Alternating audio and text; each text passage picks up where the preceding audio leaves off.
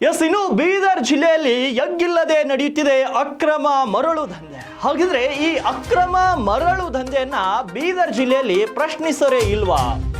ಬೀದರ್ ಮತ್ತು ಔರಾದ ತಾಲೂಕಿನ ಮಧ್ಯದಲ್ಲಿರುವಂತಹ ಕಂದಗೂಳು ಬ್ರಿಡ್ಜ್ ಕೆಳಗೆ ಎಗ್ಗಿಲ್ಲದೆ ಮರಳು ಸಾಗಾಟ ನಡೀತಾ ಇದೆ.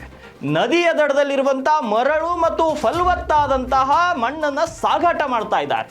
ಕಳೆದ 3-4 ದಿನಗಳಿಂದ ಈ ನದಿಯ ಒಡಲನ್ನೇ ಅಗೆಯುತ್ತಿದ್ದಾರೆ ಕೆಲವೊಂದು ಭೂ ಮಾಫಿಯಾದವರು. ಹಾಗಿದ್ರೆ ಜಿಲ್ಲೆಯ ಅಧಿಕಾರಿಗಳು ಏನು ಕಣ್ಣು ಮುಚ್ಚಿ ಕುಳಿತುಕೊಂಡಿದ್ದಾರಾ ಅಂತ ಸಾರ್ವಜನಿಕರು ಪ್ರಶ್ನೆಯನ್ನ ಮಾಡ್ತಿದ್ದಾರೆ. ಮಾಂಜ್ರಾ ನದಿಯ ಒಡಲಿನ ಮಣ್ಣನ್ನ ಸಾಗಿಸುತ್ತಿದ್ದಾರೆ ಧುರುಳರು. ಹಾಗಾದ್ರೆ ಈ ಒಂದು ಮರಳು ಸಾಗಾಟ, ಮಣ್ಣು ಸಾಗಾಟ ನಿಜಕ್ಕೂ ಪರ್ಮಿಷನ್ ಸಿಕ್ಕಿದೆಯಾ? ಪರ್ಮಿಷನ್ ಸಿಕ್ಕಿದ್ದೇ ಆದಲ್ಲಿ ಉತ್ತರ ಕರ್ನಾಟಕ ಸುದ್ದಿವಾಹಿನಿಯ ಕ್ಯಾಮ್ರಾ ನೋಡ್ತಿದ್ದಂತೆ ಯಾಕೆ ಅಲ್ಲಿಂದ ವಾಹನಗಳು ಮತ್ತು ವಾಹನ ಚಾಲಕರು ಪರಾರಿಯಾದ್ರು ಅನ್ನೋದು ಕೂಡ ಹಲವು ಅನುಮಾನಗಳಿಗೆ ಎಡೆ ಮಾಡಿಕೊಡ್ತಾ ಇದೆ.